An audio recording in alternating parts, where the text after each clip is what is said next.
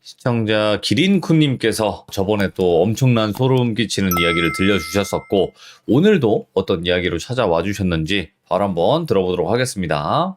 여보세요. 기린쿠님. 반갑습니다. 돌리님. 아이고, 피곤하세요? 괜찮습니다. 근데 목소리가 워낙 부드러우셔가지고, 네. 녹아버리네요, 벌써. 예. 아닙니다. 자, 오늘 기린쿠님께서 찾아와 주셨는데, 오늘 해주실 이야기의 주제가 어떻게 될까요? 주제는 제가 어머니 뱃속부터 24년 동안 살았던 집에서 있었던 일들에 대해서 말씀을 들려드릴까 합니다. 그러면 어떻게 보면 태어나셨을 때부터의 이야기가 되겠네요? 네네. 네, 그쵸. 알겠습니다. 그럼 어떤 또 이상한 일들을 많이 겪고 사셨잖아요. 그러다 네. 보니까 또 어릴 때가 안 나오면 또 섭섭하죠. 바로 네, 출발을 그쵸. 하도록 할게요. 렛츠가! 네. 기린쿤입니다. 기린쿤입니다.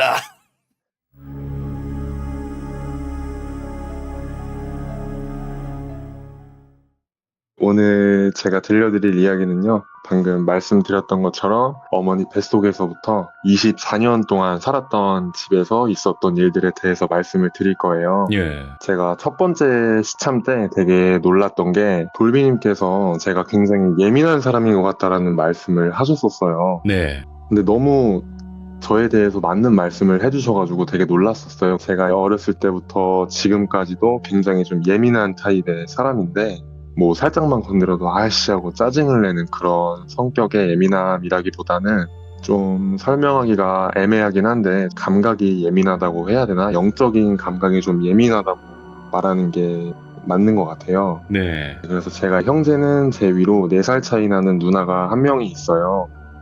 근데 저랑 누나 2명 다 어렸을 때부터 앞서 말씀드렸던 집에 살면서 굉장히 예민하게 자라왔었고 그 이유에 대해서 오늘 좀 많은 이야기 보따리들을 풀어드리려고 합니다. 간단하게 키워드만 한 3가지 정도 말씀드리면 첫 번째가 폴터가이스트 현상, 그리고 2번째가 가위 눌림, 그리고 3번째는 집에서 봤었던 귀신들에 대해서 말씀을 좀 드리겠습니다. 먼저 첫 번째 키워드인 그 집에서 겪었던 많은 폴터가이스트 현상에 대해서 말씀드릴게요. 그 집에서 살 때 진짜 많은 폴터가이스트 현상들을 겪었었는데 간단하게 몇 가지만 말씀을 드리면 학창시절에 저녁에 집에서 혼자 밥을 먹을 때가 많았어요. 부모님이 늦게 들어오시는 날도 많았고 누나도 밖에서 좀 늦은 시간까지 있다가 들어오는 일이 많았어서 항상 이제 혼자서 밥을 먹고 있었는데 혼자서 밥을 먹을 때마다 식탁에 앉아서 밥을 먹고 있으면 제 대각선 오른쪽으로는 안방문이 바로 보였었어요. 정말 거의 항상 밥을 이렇게 먹고 있으면 갑자기 안방문이 슥 하고 열려요. 닫혀있던 게. 근데 이게 바람에 의해서 열리는 느낌이 아니라 정말 누가 물리적인 힘으로 천천히 문을 여는 느낌이랄까? 뭔가 저를 안으로 불러들이려는 그런 느낌이 굉장히 강하게 들면서 이리 들어와 하는 말소리가 들리지는 않았지만 문이 열리는 장면을 저한테 보여주면서 동시에 약간 메시지를 전달하는 것 같은 느낌이 항상 들었었어요. 그러면서 안방문이 슥 하고 열리면 저는 고개를 숙이고 밥을 먹다가 그 상태로 항상 굳어버려요, 제가. 그러다가 한 1분? 2분 정도를 가만히 굳어 있다가 안 되겠다 싶어서 빠르게 일어나가지고 안방문 바로 옆에 있는 스위치를 막 뛰어가서 탁 누르고 불을 켜버렸어요. 당연히 안방에는 아무것도 없죠. 근데 안방문이랑 바로 마주보는 문이 하나 더 있었는데 그 방은 저희 가족들이 옷방으로 쓰는 방이었어요. 옷이랑 이불들을 보관하는 옷장 방이었는데 방 4면 중에 3개면은 모두 다 장롱이었고 한 면은 큰 거울이 있었어요. 옷을 갈아입을 때 볼 수 있게끔. 근데 제가 안방 불을 켜고 안방에 들어가서 막 당당하게 둘러보는 척을 하면서 왜 아무것도 없네 하고 안방을 다시 나오려고 하면 그 옷장 방문이 보일 거 아니에요. 그럼 갑자기 그 방문이 또 슥 하고 열려요.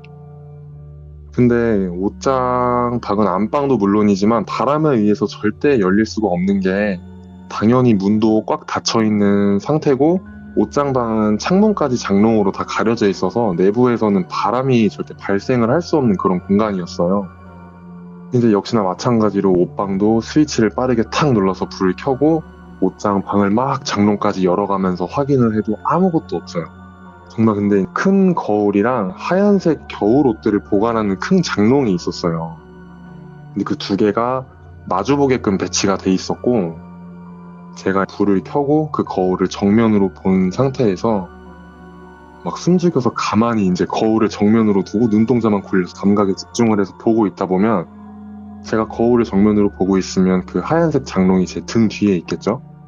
갑자기 등 뒤가 싸한 느낌이 들어요. 그래서 정면 거울을 보면 그 흰색 장롱 문이 슥 하고 또 열려요. 그럼 이제 불을 다 켜놓은 상태로 제가 그냥 뛰어서 거실 소파까지 달려가서 앉아서 벌벌 떨면서 가족들이 올 때까지 옷장 방만 뚫어져라 쳐다보고 있는 거예요, 저는 항상. 그래서 그걸 집에 혼자 있을 때면은 학창시절 내내 거의 매일같이 겪었어요, 혼자 있었을 때면.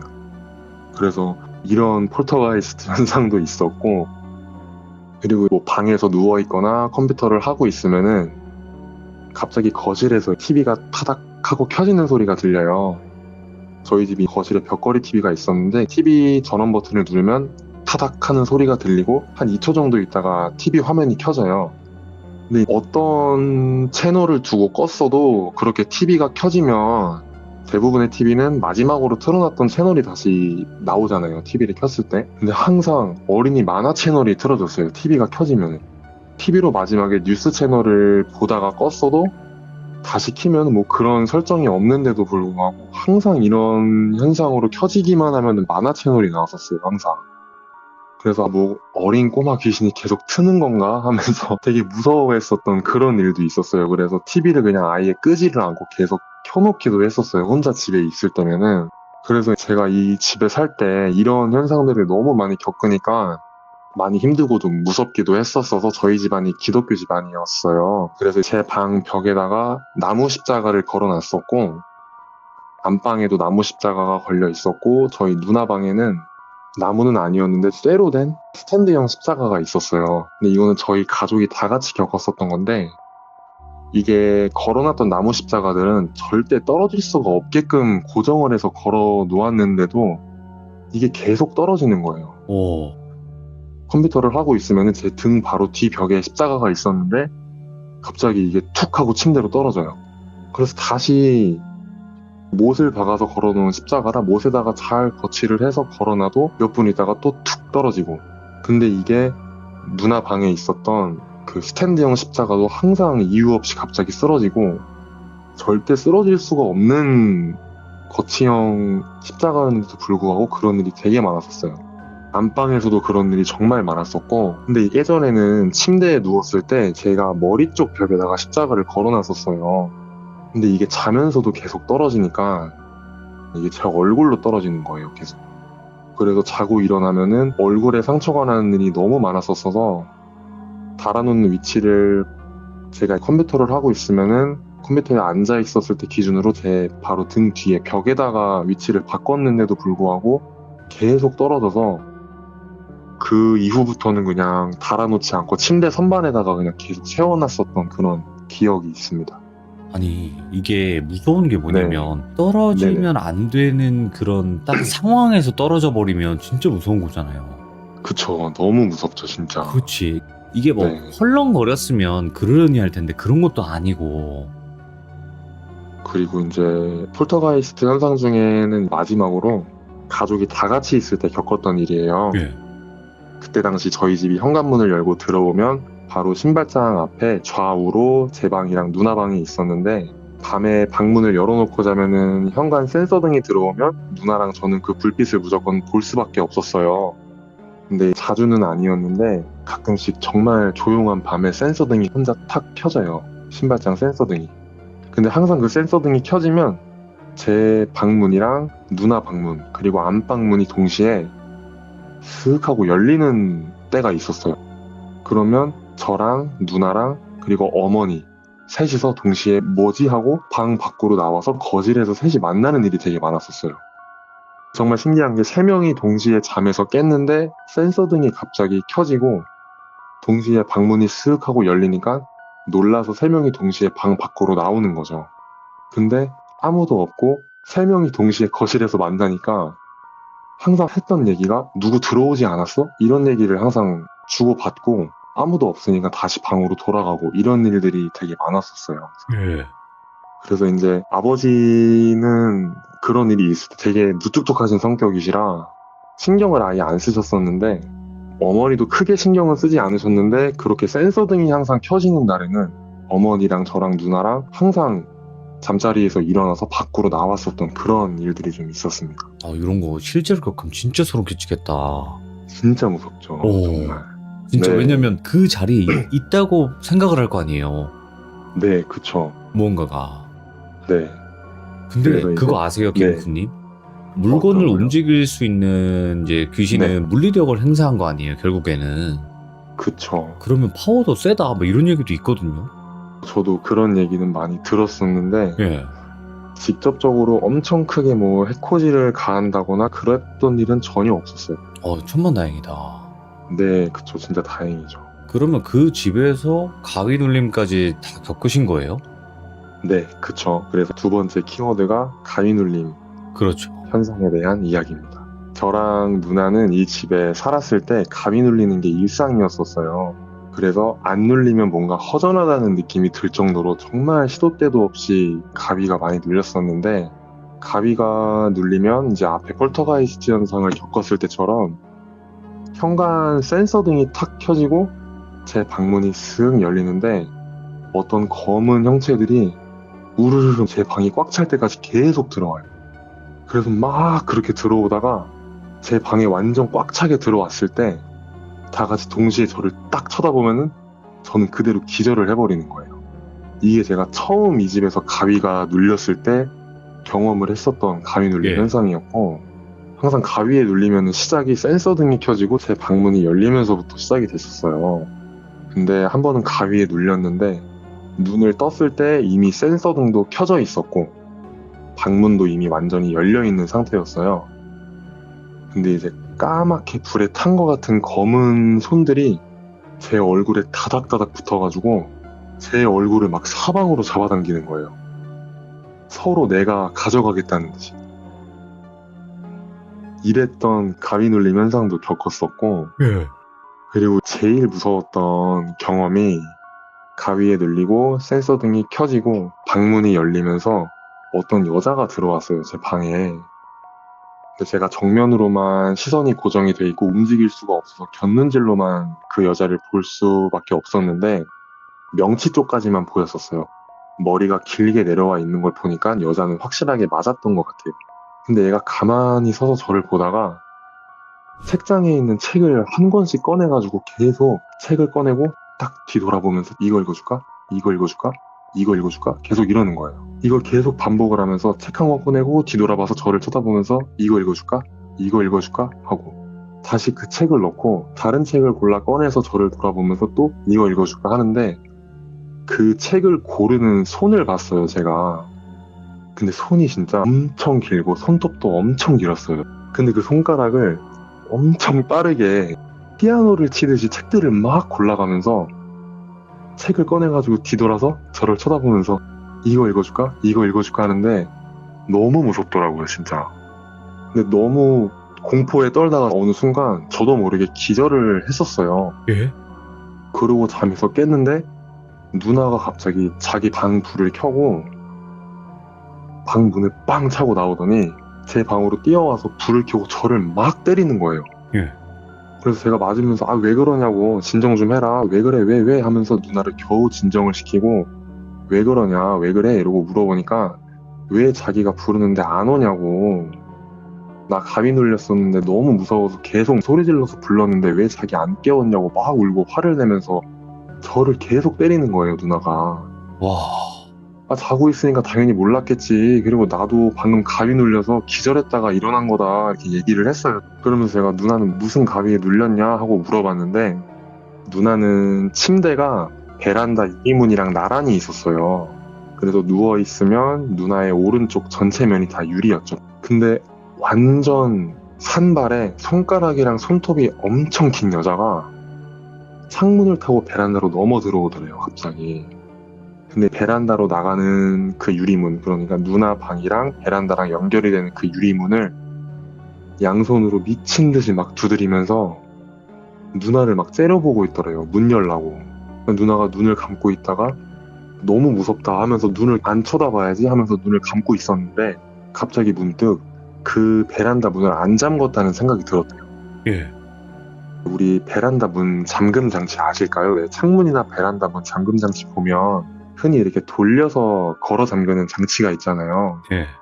그거를 본인이 안 잠궜다는 생각이 들어서 큰일 났다 하고 눈을 다시 떠서 그 잠금 장치를 쳐다봤는데 열려 있더래요. 그래서 제발 저 문을 안 열었으면 좋겠다 하고 있었는데 막 양손으로 창문을 치고 있었다고 했잖아요. 근데 그게 너무 조용하더래요. 그래가지고 뭐지 하면서 눈동자를 옆으로 돌려서 그 여자를 쳐다봤는데 그 긴 손가락으로 베란다 문 잠금 장치를 가리키면서 미친 듯이 박장대소를 하고 웃고 있더래요.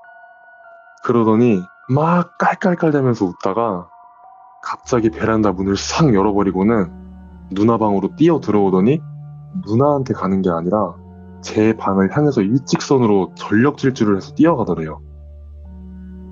달려가서는 계속 저한테 뭐를 물어보는 듯이 이야기를 하다가 누나 방으로 다시 전력 질주로 뛰어오는 걸 보고 누나가 그대로 기절을 했다고 하더라고요.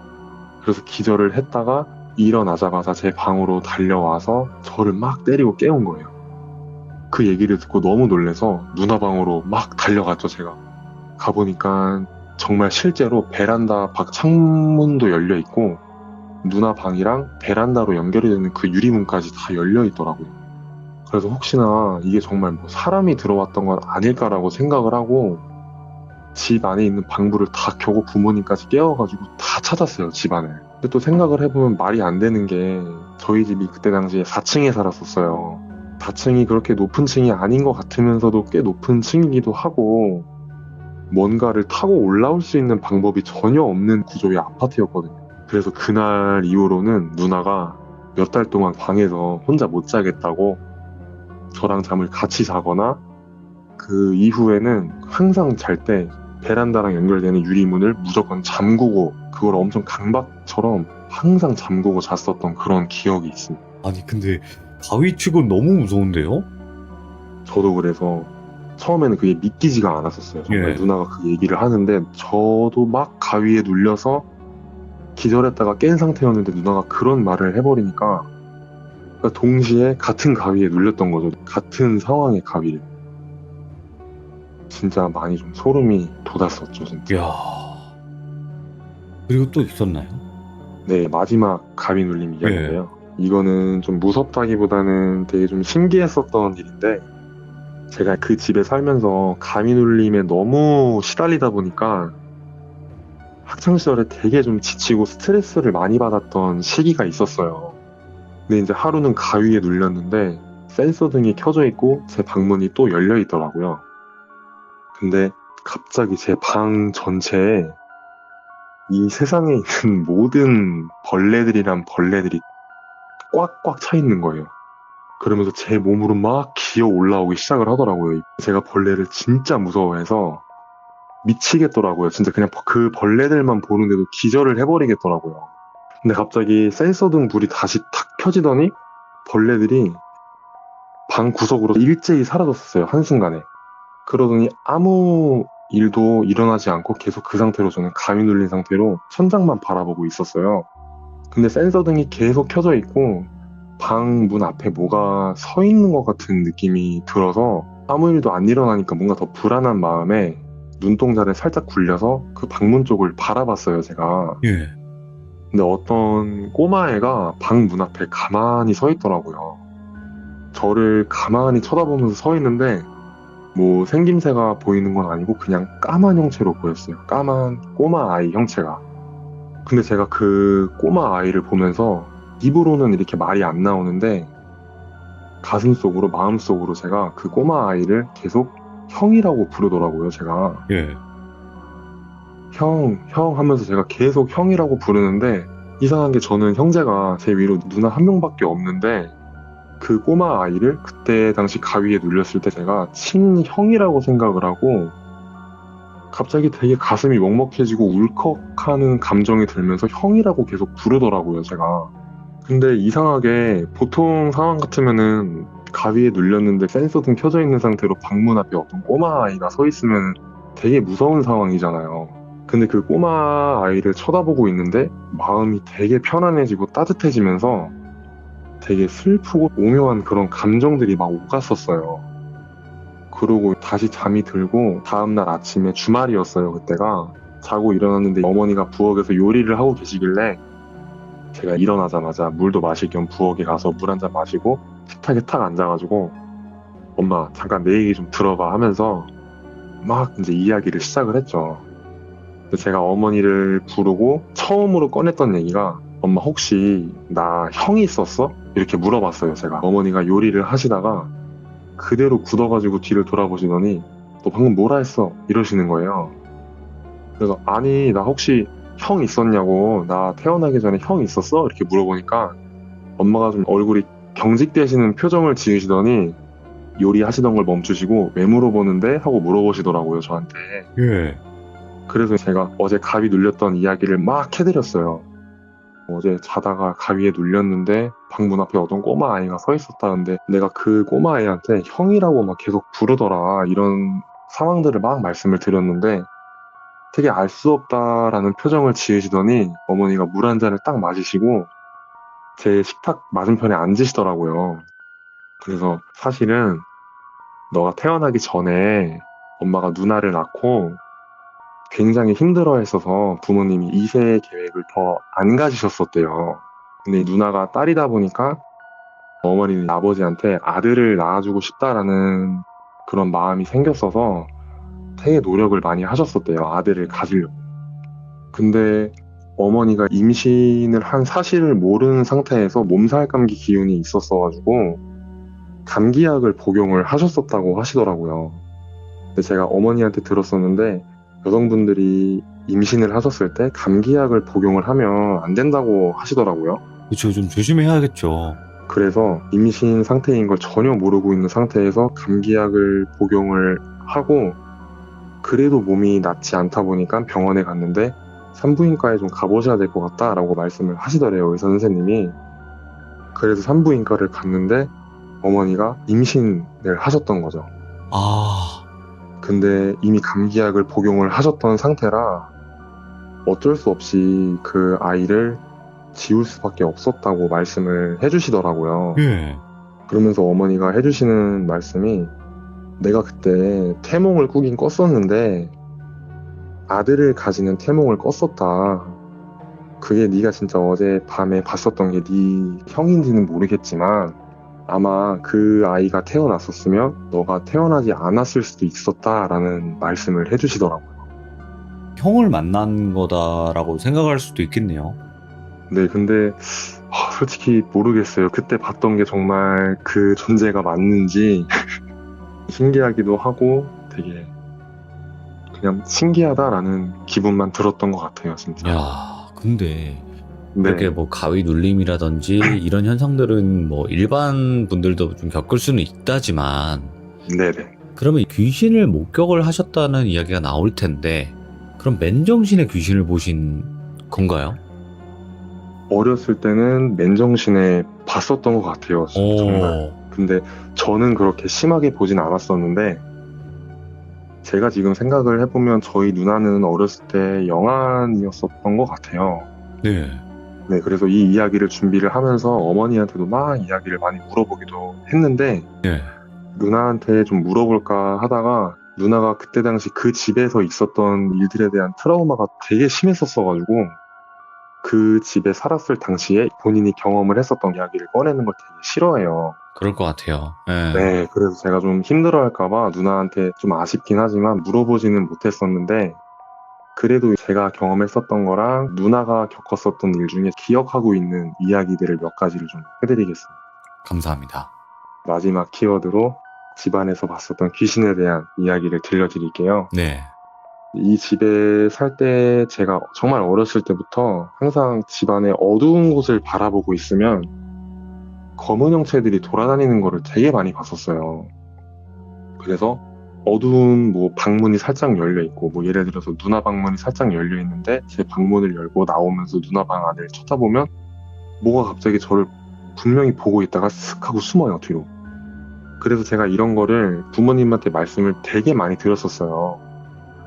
그래서 어머니는 그때 당시에 제가 계속 그런 말을 하니까 좀 무서우셨었대요. 근데 아버지는 굉장히 그런 걸 신경을 안 쓰시는 분이었어서 그냥 흘려 들으시면서 너가 잘못 본 거야 라고 말씀을 하시고, 어머니도 그냥 너가 잘못 본 거니까 너무 신경 쓰지 마라, 계속 그런 걸 보려고 하지 마라 이러고 마셨어요 항상.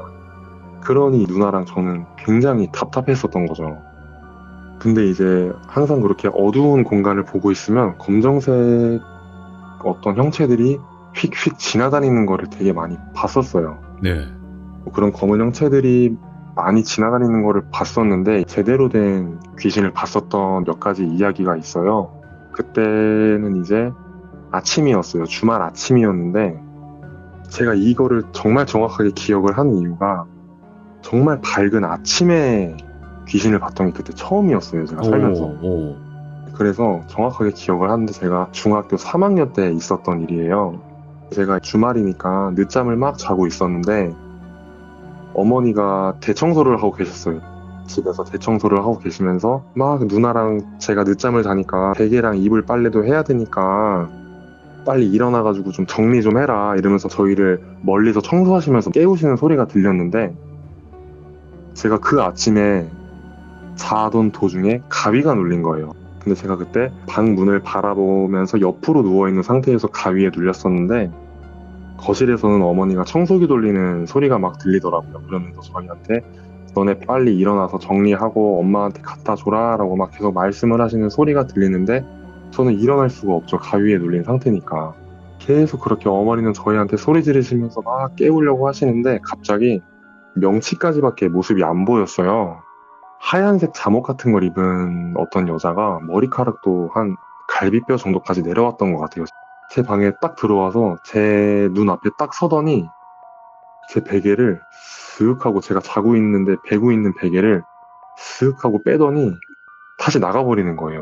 그래서 제가 자다가 그렇게 베개를 빼고 나가자마자 가위에 풀려서 뭐야? 이러면서 되게 기분이 안 좋은 상태로 일어났었어요, 제가. 예.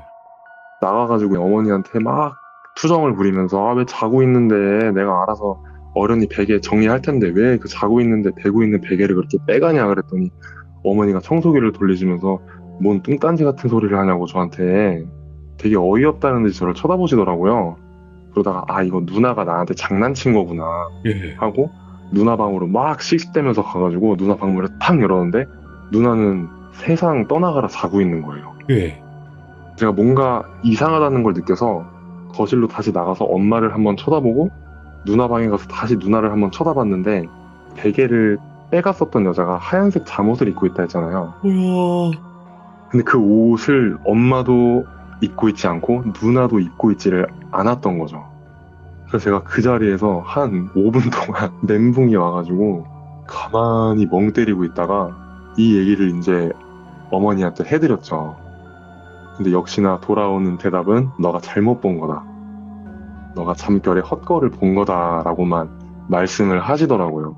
그래서 되게 황당했었던 기억이었던 것 같아요. 대낮에 아침에 그렇게 밝을 때 귀신을 본 게 처음이었으니까 되게 좀 어이가 없었던, 무섭기도 하면서도 어이가 없었던. 아니 왜 베개를 빼가고 난리야? 근데 이게 되게 기분 나쁘게 빼가더라고요, 베개를. 기분 나쁘네. 예. 그리고 또 그리고 어떤 이제, 네. 목격을 하셨나요? 두 번째로는 제가 아까 처음에 폴터가이스트 현상 말씀드렸을 때 네. 안방이랑 옷장 방문이 그렇게 열렸었다고 얘기를 했었잖아요. 예. 근데 이거는 제가 고등학교 때였던 것 같아요, 제 기억에.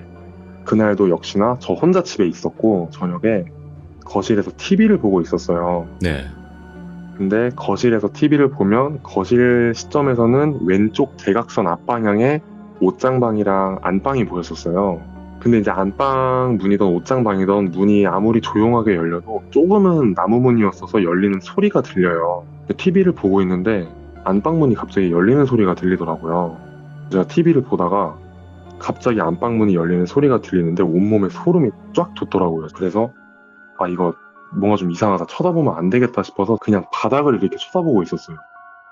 바닥을 쳐다보면서 살짝 주변시로 안방문이랑 옷장 방문 쪽을 슬쩍 곁눈질로 쳐다보고 있었는데 저희 어머니 잠옷을 입은 어떤 여자가 안방에서 옷장방으로 들어가더라고요. 천천히 걸어서. 그러더니 옷장 방문을 슥 하고 닫아요. 그래서 나는 분명히 집에 혼자 있는데 혹시나 내가 엄마가 집에 있는데 몰랐던 건가 하고 안방으로 뛰어가서 안방 문을 열고 불을 켰는데 아무도 없어요. 예.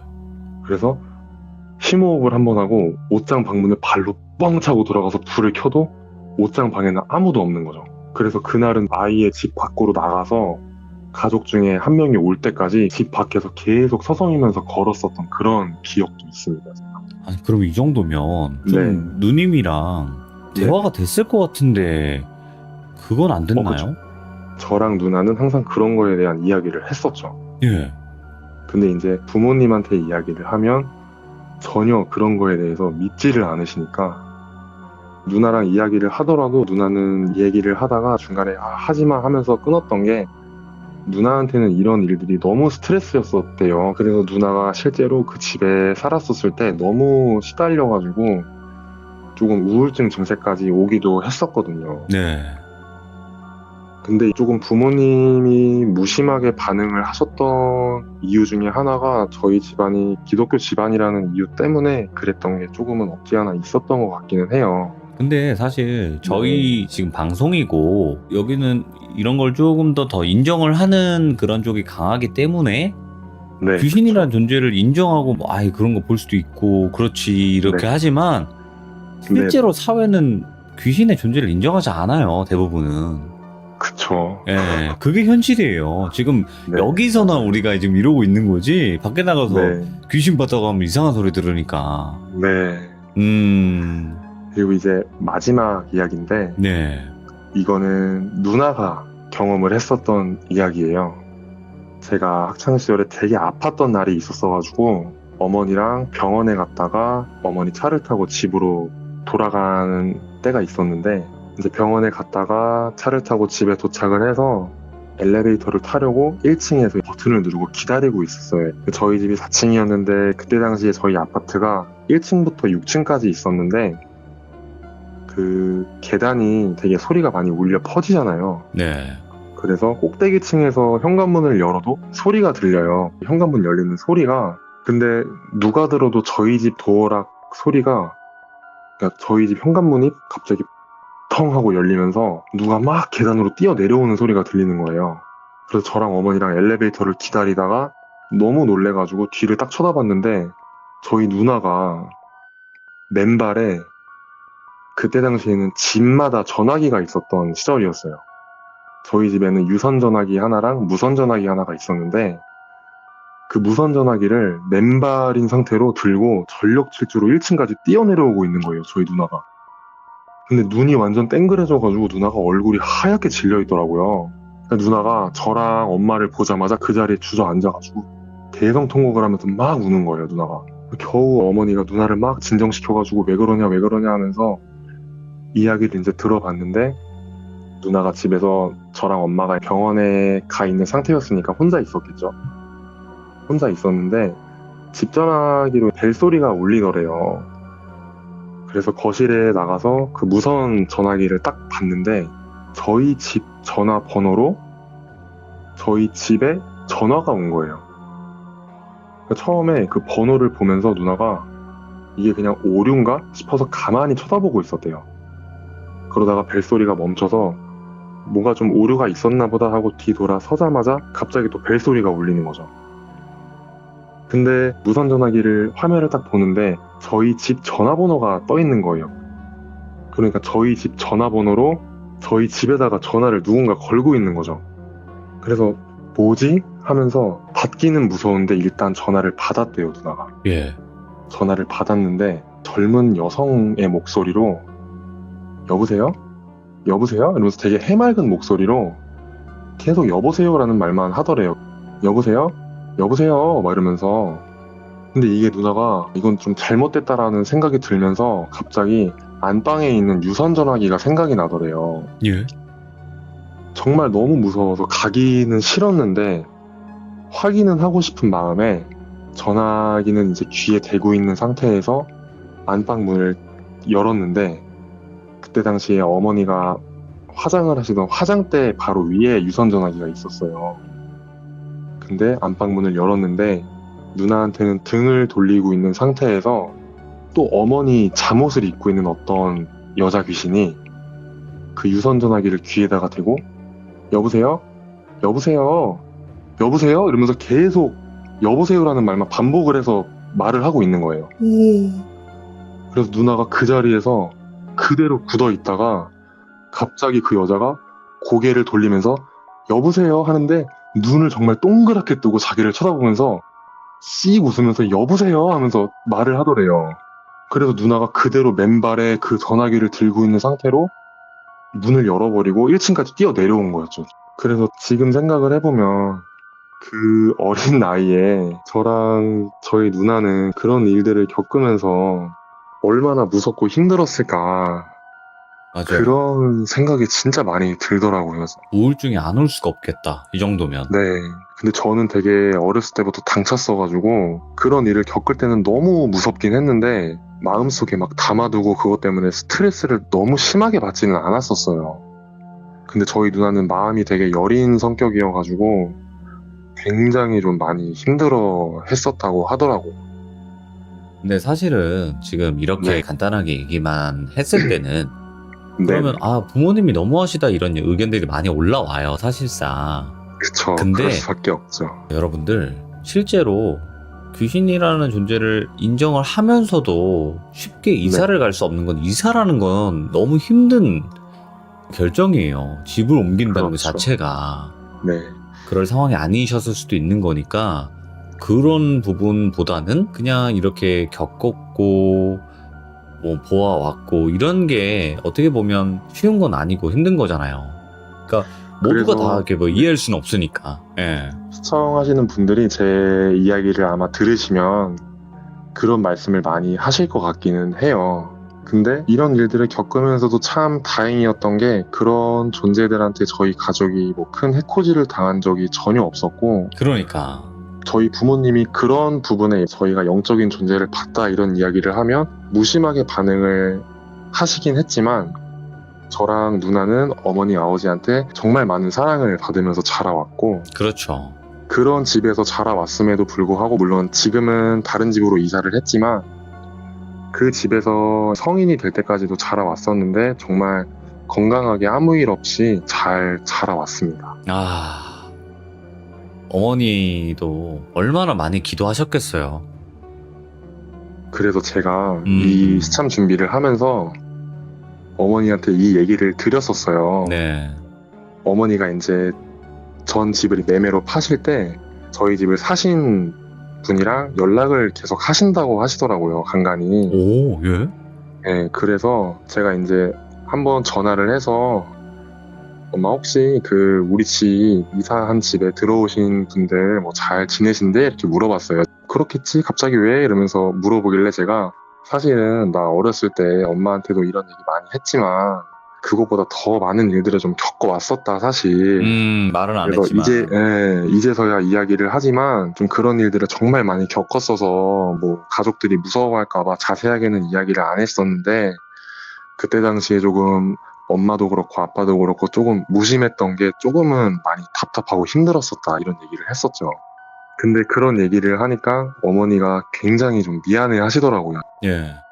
근데 그러면서도 대부분 이런 스토리를 보면 대부분의 스토리에서는 사실은 하면서 부모님이 막 그 집에서 겪었던 이야기를 말씀을 해주시잖아요. 뭐 사연이라든지. 네네.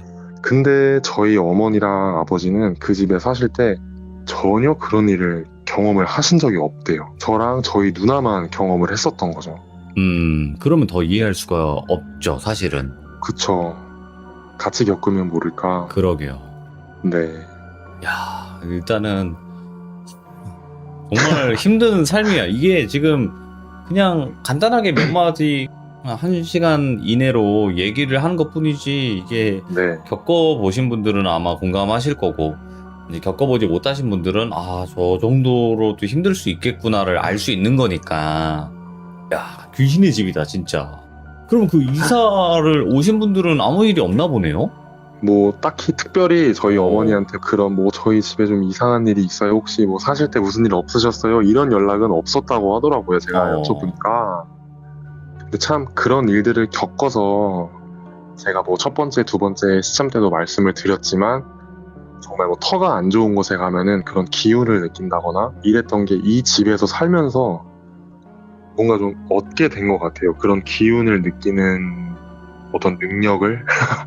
맞아요.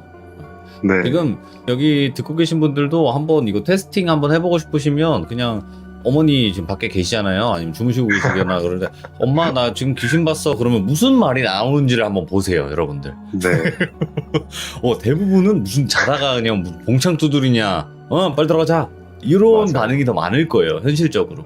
한번 궁금하신 분들은 테스팅을 한번 해보시길 바라고 네. 오늘 기린쿠님께서 누님분의 이야기도 같이 겪어왔으니까 이야기를 들려주셨는데 너무도 감사드리고 앞으로는 누님분도 좋은 것만 보시고 기린쿠님도 좋은 것만 보시고 그랬으면 네. 좋겠네요.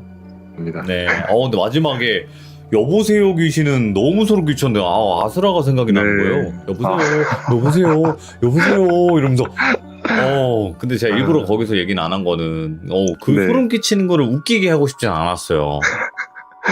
여보세요 이러면서 얼마나 네. 무서워 그게. 야, 아무튼 너무 감사드립니다. 고맙습니다. 네, 솔비는 항상 방송 너무 재밌게 잘 보고 있습니다. 아닙니다. 항상 이렇게 또 소중한 이야기 들려주셔서 고마워요. 감사합니다. 네, 좋은 밤 되세요, 솔비님. 감사합니다. 감사합니다.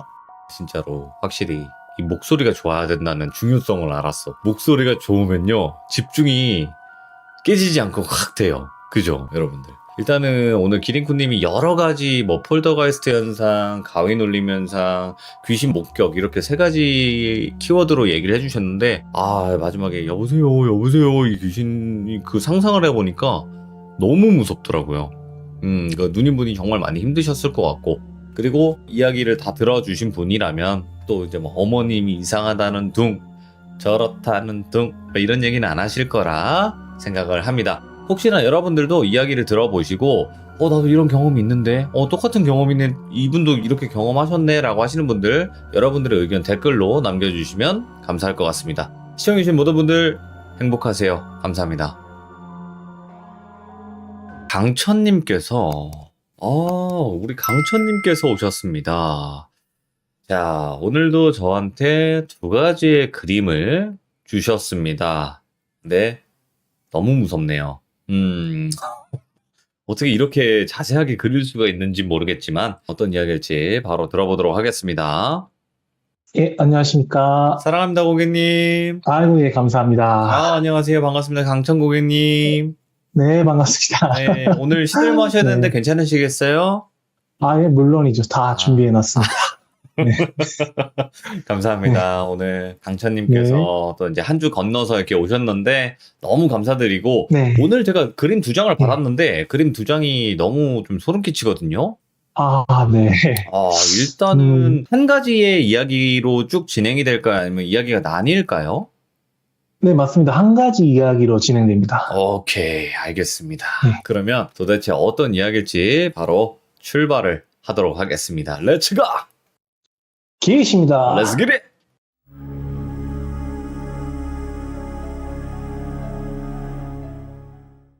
이번 이야기의 그 키워드는 이상한 소리입니다. 이상한 소리?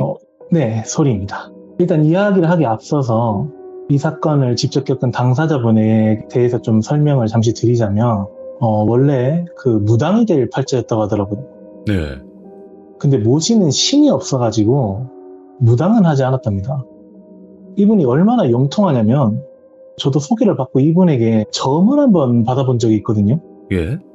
제 사진을 보내드리고 몇 시에 태어났는지 뭐 날짜는 뭐 언제인지 그런 것들 다 가르쳐드리고 해서 점을 한번 받아봤는데 이분이 저를 직접 보지도 않았는데 사진이랑 날짜 몇 시에 태어났는지 뭐 그런 것만 알고도 저에 대한 웬만한 걸 거의 다 맞추시더라고요.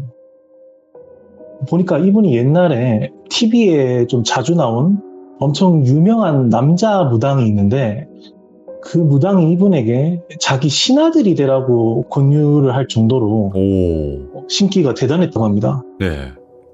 나이는 좀 젊으세요. 30대 초반이라고 합니다. 아무튼 이분의 이야기를 진행하면서 가명으로 도현이라고 하겠습니다.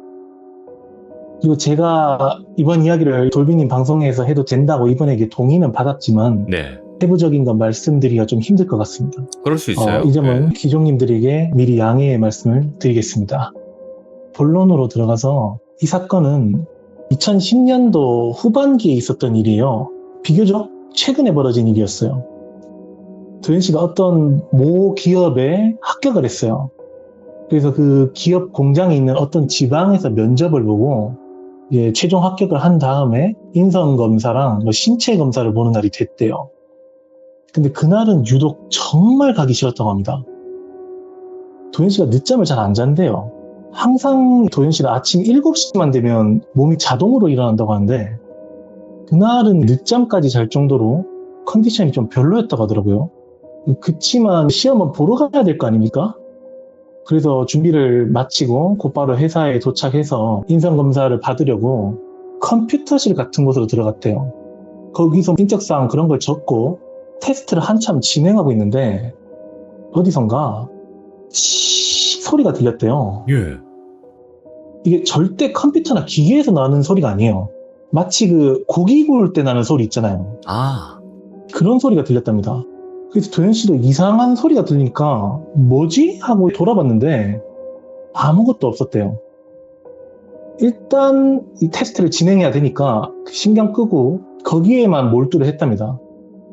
이후에 테스트가 끝난 다음 관계자분이랑 같이 회사를 둘러보면서 설명을 들었대요.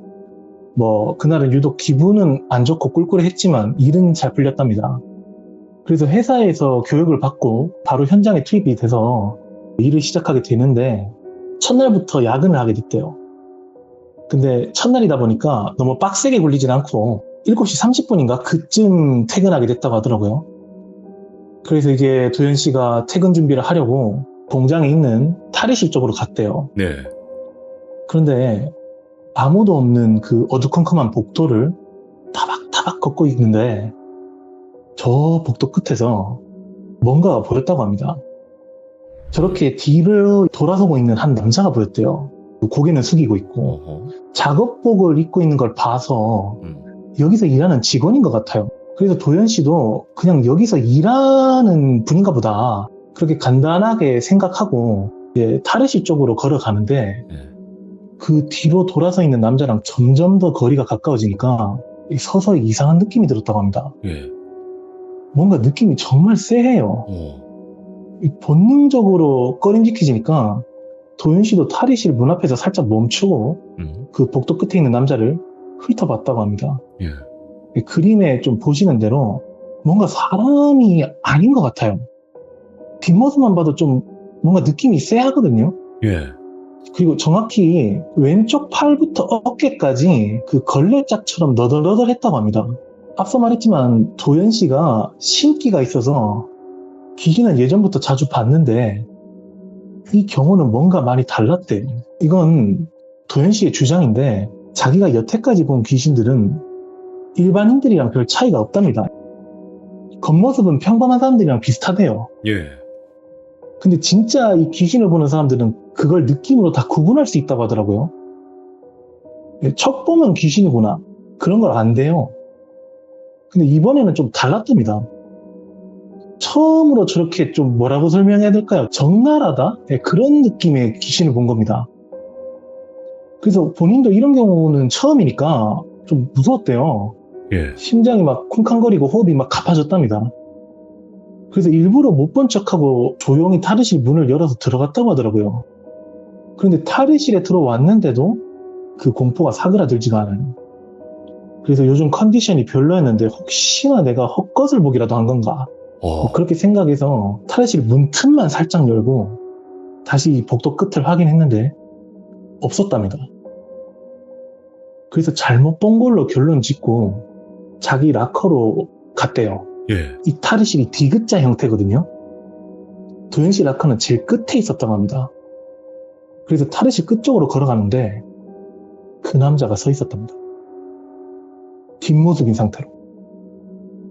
그때 도현 씨가 얼어버렸대요. 예. 자기 락커 바로 앞에 그 남자가 뒷모습으로 서 있는 거예요. 너무 무서워서 아무것도 할 수 없었답니다.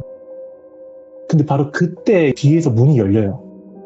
공장장님이 들어오신 거예요. 네. 반사적으로 도현 씨가 뒤를 돌아서 공장장님을 봤대요. 도현 씨가 아직도 퇴근 안 하고 있으니까 이 공장장님이 너 집에 안 가고 뭐 하고 있냐? 어서 가. 그러시는데 그 얘기를 듣고 도현 씨가 이번에는 자기 라커 쪽으로 고개를 돌렸는데 예. 그 남자가 없어요. 사라졌답니다. 그때 도현 씨가 사색이 돼서 아무 말도 못하고 옷만 빨리 갈아입고 후다닥 나왔다고 하더라고요. 그날 이후 약 일주일 동안은 그 남자를 다시 보지 못했고 별일은 없었답니다. 평범하게 공장 일을 했다고 하더라고요. 그런데 한날은 저녁 8시까지 야근을 했다고 하는데 남은 업무를 다 끝내고 공장장님이랑 노가리를 까면서 퇴근 준비를 하러 탈의실 안으로 들어갔답니다. 예. 근데 한참 옷을 갈아입고 있는 와중에 칙 소리가 들렸답니다. 또 그 이상한 소리가 들리는 거예요. 그래서 소리가 나는 쪽으로 고개를 돌리니까 공장장님 옆에 그 남자가 뒤돌아 서 있었대. 그 남자한테서 고기 굽는 소리가 난 겁니다. 네. 갑자기 이 남자가 또 나타나니까 도현 씨가 너무 놀라서 공장장님 옷 갈아입는 속도에 안 맞추고 곧바로 탈의실에서 나왔다고 하더라고요. 인사만 드리고요. 그때부터 이 소리에 시달리기 시작합니다. 공장에 있을 때만 아니라 시도 때도 없이 칙거리는 소리가 들렸대요. 그것 때문에 불면증도 심해지고 꿈속에서 그 소리가 들렸다고 하더라고요. 일어나 보면 이제 침대가 완전 땀으로 다 젖어 있어요. 사람이 막 점점 피폐해지고 미쳐가는 것 같았답니다. 이때부터 공장장님이 얘가 완전 혼이 나간 상태로 출근하니까 무슨 일이 있냐고 물어봤대요. 그치만 이런 걸 어디서 설명하겠습니까? 내가 공장에서 귀신을 봤다. 이런 말을 누가 믿어주겠어요? 그래서 속으로만 끙끙 앓고 그냥 집안에 문제가 생겨서 요즘 잠을 이제 말이 못 잔다. 그렇게 둘러댔다고 해요. 그렇게 한 3, 4일 뒤에 공장에 좀 문제가 생겨서 그날도 야근을 정말 늦게까지 했는데 오후 8시가 넘어갈 정도로 일을 했다고 하더라고요. 다른 직원들은 다 퇴근하고 공장에 남아있는 사람이 자기랑 이제 공장장님 그리고 부장님이랑 차장님 2분 직원 한 10명 정도만 공장에 남아서 일을 했다고 해요. 도현 씨가 한참 일을 하고 있다가 잠시 좀 쉴 겸 흡연실로 가서 담배를 태우고 있었답니다. 네. 폰으로 유튜브를 보면서 한 대 하고 있었다는데 또 그 소리가 들립니다. 흡연실에 자기 혼자밖에 없는데 치꺼니는 소리가 그 안에서 들려요. 도현 씨가 사색이 돼서 혹시나 잘못 들었나 싶어서 손가락만 움직여서 유튜브를 껐대요. 혹시나 이 폰 스피커에 문제가 생겨서 나는 소리일지도 모르니까. 근데 동영상을 멈췄는데도 그 소리가 계속 들리는 거예요. 더 큰 문제는 자기 바로 옆에서 들렸답니다. 사람이 너무 놀라면 얼어붙잖아요. 그 순간이 딱 그랬대요. 너무 놀래가지고 어지럽고 막 핑핑 돌았답니다. 그래서 치 소리가 나는 쪽으로 천천히 고개를 돌리고 봤대요. 그 남자가 자기 바로 옆에 서 있었대요. 오. 뒤돌아선 채로. 그걸 보자마자 막 도현 씨가 으악 끓이면서 비명을 질렀대요. 그때 흡연실로 가던 다른 사원들이랑 공장장님이 놀래가지고 헐레벌떡 뛰어와서 자기를 붙잡았답니다. 그때 도현 씨는 정신이 없어가지고 자세히 기억은 안 난다는데 막 귓가에서 막 너 왜 그래 왜 그래 그러면서 자기를 말리는 소리가 계속 들렸다고 하대요. 맨정신이 돌아왔을 때는 흡연실에서 이미 나온 상태였다고 합니다. 나와서 도현 씨가 설명을 했대요. 방금 흡연실에서 피부가 반쯤 녹은 남자가 서 있었다. 그 남자 몸에서 계속 뚝뚝 뭔가가 흘러내렸다. 그렇게 말을 했답니다. 도현 씨도 당연히 그 남자가 귀신이라는 건 알아요. 네. 근데 너무 무서워서 그렇게 말을 할 수밖에 없었답니다. 당연히 그 말을 믿어줄 사람이 없죠. 그래서 직원들이 뭔 소리 하냐, 흡연실에 너 말고 아무도 없었다 그러더라는 겁니다. 근데 그때 다른 직원분들은 자기를 막 부축해주면서 진정시켜준다고 말을 계속 걸어줬는데 유난히 공장장님이 아무 말도 없이 가만히 서 있었대요. 그냥 자기를 지켜보기만 했답니다. 예. 그건 선명하게 기억이 남는다고 하더라고요. 그 공장 안에서 가장 많은 시간을 같이 보낸 사람은 공장장님이었는데 괜찮냐는 말도 잘 안 하시고 그냥 자기를 지켜보기만 했습니다. 그 사건 이후로 주말 껴서 이틀 정도 더 쉬었다고요. 이건 병원을 갈 상황이 아니라는 건 도현 씨도 알고 있어요. 네. 몸이 아파서 헛것을 보는 게 아니죠. 근데 병가라서 어쩔 수 없이 진단서를 가져와야 됐기 때문에 도현 씨가 일단 병원을 갔답니다. 뭐 당연하게도 몸에 아무런 이상은 없었죠. 도현 씨는 이렇게 며칠 정도 길게 쉬어서 공장에 안 나가면 그 남자도 더 이상 안 나타나겠지. 이렇게 생각했답니다. 그렇게 한 4일 정도 푹 쉬었다가 다시 공장에 출근을 했대요. 그렇게 한참 현장에서 일을 하고 있는데 그 공장 안에서 방송으로 도현 직원님 공장장실로 와주시길 바랍니다. 이렇게 방송이 올렸다는 겁니다. 일단 공장장님이 찾으시니까 힘없이 터덜터덜거리면서 사무실로 들어갔어요. 도현 씨가 들어오자마자 공장장님이 차를 한 잔 건네주시면서 자리에 앉혔답니다. 네. 그래서 처음에는 도현 씨가 혹시 뭐 잘리는 거 아닌가? 그 난리를 피웠으니 자기한테 뭐 불이익이 올 것 같았대요. 근데 공장장님이 갑자기 자기를 마주보면서 너 혹시 그런 거 잘 보냐? 아니면 무당 집안이냐? 그렇게 물어보더란 겁니다. 그 얘기를 들으니까 이 도현 씨도 딱 느낌이 왔대요. 아, 공장장님이 혹시 뭔가 알고 있나? 네. 그렇게 생각이 탁 들어서 대략적으로 자기에 관해서 설명을 해줬다고 하더라고요. 무당은 아니고요. 사실 제가 신기가 좀 있습니다. 귀신을 봅니다. 그러니까 공장장님이 막 공감하듯이 고개를 끄덕여 주더래요.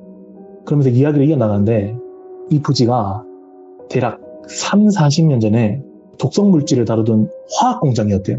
네. 근데 탱크가 점점 삭아가면서 그 안에 있는 독성 물질이 유출되는 사고가 있었다고 하더라고요. 탱크가 터져서 조금씩 질질 새는 걸 한 노동자분이 발견해서 그걸 바라보고 있었는데 그때 탱크가 빵 하고 터졌답니다. 그분이 거기에 화를 입어서 신체의 절반이 화학 물질에 뒤덮여서 그만 그 자리에서 돌아가셨다고 하더라고요. 예. 그 현장에 공장장님이 있었다고 합니다. 공장장님이 탱크가 터지기 전에 그분의 팔목을 잡고 확 잡아당겼대요. 그래도 타이밍이 늦어가지고 그렇게 변을 당하신 거랍니다. 이게 도현 씨가 그런 사건이 정말 있었는지 이후에 실제로 찾아봤대요. 근데 정말 그 사건에 관련된 뉴스 기사가 있더라고요. 예. 제가 자세히는 언급드릴 수가 없습니다. 네네. 죄송합니다. 예, 아무튼 정말 옛날에 있었던 사건이라고 합니다. 예. 그 공장장님이 이어서 말하는 게 그 남자가 널 앞에서 봤냐 아니면 뒤돌아 서 있더냐 그렇게 물어보는 겁니다. 예. 그래서 도현 씨가 자기가 본 그대로를 말해줬대요. 뒤돌아 서 있었습니다. 그러니까 공장장님이 자기만 뭔가 알고 있다는 듯이 그래? 그러면서 말끝을 좀 흐렸다고 하더라고요. 예. 아무튼 얘기가 거의 다 끝나갈 때쯤에 마지막으로 공장장님이 그때 그 원한이 생겨서 아니면 어떤 이유인지 모르겠지만 그분이 아직 이곳에 있는 것 같으니까 그분을 다시 한번 만나 뵙게 되면 너무 무서워하지 말고 따뜻하게 위로의 말을 건네주게 그러더라는 겁니다. 오. 예를 들어서 죄송합니다. 부디 편한 곳으로 가십시오. 그런 식으로 인사를 해주는 거죠. 여기에 도현 씨도 수긍을 했어요. 그렇게 한 3주 정도 편안하게 일을 했다고 합니다. 더 이상 칙거리는 소리도 안 들리고 그 남자도 나타나지 않았대요. 일에 집중한다고 신경도 못 썼고요. 그런데 또 그날도 야근하는 날이 됐대요. 네. 오후 9시쯤 됐답니다. 도현 씨가 일을 다 마치고 탈의실에 딱 들어왔어요. 옷을 다 갈아입고 이제 퇴근 준비를 다 마치고 탈의실에 나가려고 하는데 치 소리가 들렸대요. 또, 예. 그때 문고리를 잡다가 멈췄다고 합니다. 조용히 뒤를 돌아보니까 그 남자가 있어요. 탈의실 끝에 뒤돌아 서 있었답니다. 흡연실에서 그 사건이 벌어진 이후 처음으로 본 거예요. 이때 도현 씨가 무섭다기보다는 그 공장장님이 해주신 얘기가 있어서 안타깝게 느껴졌대요. 예. 얼마나 억울하셨으면 아직도 이승을 떠들고 계실까. 그래서 공장장님에게 부탁받은 대로 이분에게 위로의 말씀을 건네드려야겠다. 이렇게 다짐했답니다. 그래서 아무도 못 들어오게 탈의실 문을 잠그고 그 남자 쪽을 향해 눈을 감고 고개를 푹 숙였답니다. 그러면서 죄송합니다. 부디 좋은 곳으로 가십시오. 죄송합니다. 이렇게 위로의 인사를 건넸답니다. 근데 인사를 하자마자 그 치거리는 소리가 자기 바로 앞에서 들렸다는 거예요. 뭐야? 소리가 엄청 가깝게 들리니까 도현 씨도 반사적으로 눈을 떴는데 바로 눈 밑에 그 남자 발이 보였대요. 그래서 위로 올려다 봤답니다. 예? 그 남자가 바로 코앞에서 저렇게 도현 씨를 노려보고 있었답니다. 예. 50대로 보이는 중년 남자였다고 하더라고요. 얼굴에 점이 4개 있고 수염이 짙었다고 해요. 근데 얼굴 왼쪽은 이빨이 드러나고 뼈가 다 보일 정도로 피부가 완전 녹아내리고 있었답니다. 그러면서 이 남자가 자기한테 한마디 했대요. 뭐가? 그때 도현 씨가 기절했답니다. 정확히 미친 건지 아니면 기억이 없어진 건지 모르겠대요. 예. 소리가 들리고 기억이 돌아올 때가 이제 병원 응급실에 누워있을 때랍니다. 그 응급실에 자기 아는 사람들이 다 모였대요. 공장장님이랑 직원들 포함해서 부모님이랑 그때 당시 만나고 있던 여자친구 싹 다 모였대요. 부모님은 계속 괜찮냐면서 우셨고 다른 분들도 자기 몸 두드리면서 너 정말 괜찮은 거 맞냐고 그랬답니다. 그래서 도현 씨가 어떻게 된 일이냐고 공장장님에게 물어봤대요. 그래서 공장장님이 하시는 말씀이 탈의실에서 우당탕탕 하는 소리가 들렸대요. 엄청 크게. 갑자기 그런 소리가 들리니까 이 공장장님이 직원들이랑 급하게 달려갔대요. 근데 탈의실 문을 열려고 하니까 잠겨 있었어요. 그래서 쇠 지렛대로 문을 아예 때려 부셔서 들어가 보니까 도현 씨가 쓰러져 있었다고 합니다. 그때 도현 씨가 정말 눈앞이 캄캄해졌다고 하더라고요. 그렇게 혼절을 해버렸는데도 머릿속에 그 남자 얼굴이 선명하게 남았답니다. 근데 응급실에 자기 지인분들이 그렇게 모여있는 와중에도 어디선가 치 소리가 또 들렸대요. 그때 당시 지인들도 그렇게 모였고 응급실이라 가지고 주위가 막 소란스러웠는데도 그 소리가 선명하게 들렸답니다. 그래서 너무 섬뜩해가지고 소리가 나는 쪽을 돌아봤는데 응급실 입구 쪽이었답니다. 그 남자가 이번에는 자기 쪽을 똑바로 보면서 서 있었답니다. 그때 전신에 소름이 돋아서 그냥 눈을 감아버렸대요. 거기까지 그 남자가 따라온 거였어요. 그로부터 이제 며칠 뒤에 도현 씨가 결국 못 버텨서 퇴사를 하게 됐답니다. 퇴사를 하려고 직접 사무실까지 찾아갔대요. 공장장님 앞에서 저 더 이상 일 못하겠습니다. 그러니까 공장장님도 이해한다는 듯이 그래 엄청 힘들었을 건데 그동안 고생 많았다. 미안하다. 그러셨대요. 근데 도현 씨가 퇴사하기 전에 문득 그 공장장님이 저번에 말씀하신 그 말이 떠올랐대요. 그 남자가 정면을 보고 있었냐 아니면 뒤돌아 서 있었냐 그 말이 뭔가 불안해가지고 예. 도현 씨가 회사를 나가기 전에 그 말의 의미가 뭐냐고 공장장님에게 물어봤어요. 공장장님은 안 듣는 게 더 좋을 것 같다고 말했지만 그래도 도현 씨가 끝까지 무슨 의미냐고 물어봤답니다. 그래서 공장장님이 하시는 말씀이 예전에 너 같은 킥스가 있었대요. 그 사람도 신기가 있었답니다. 그 사람이 그 당시에 보여줬던 반응이랑 도현 씨 반응이 너무 팍팍이래요. 근데 중요한 거는 예전에 일했던 그 사람도 계속 그 남자의 뒷모습만 봤었다는데 한날은 정면으로 서 있는 그 남자를 봤다고 합니다. 그때부터 그분 주위에 안 좋은 일이 일어나기 시작했고 큰 사고도 한번 당했다고 하더라고요. 그것 때문에 그분도 공장을 나갔다고 합니다. 그래서 공장장님 생각에는 그 남자가 정면을 똑바로 보는 행위가 완전 작정을 하고 화를 낸다는 걸 의미하는 것 같았대요. 그래서 그 남자가 화를 내기 전에 위로의 말을 전해주면 혹여나 풀리지 않을까 그렇게 생각했답니다. 네. 그 말을 들으니까 도현 씨도 확실히 뭔가 걸렸대요. 네. 그치만 이 회사를 나가면 끝이라고 생각했어요. 더 이상 이 일에 시달리지 않을 거다.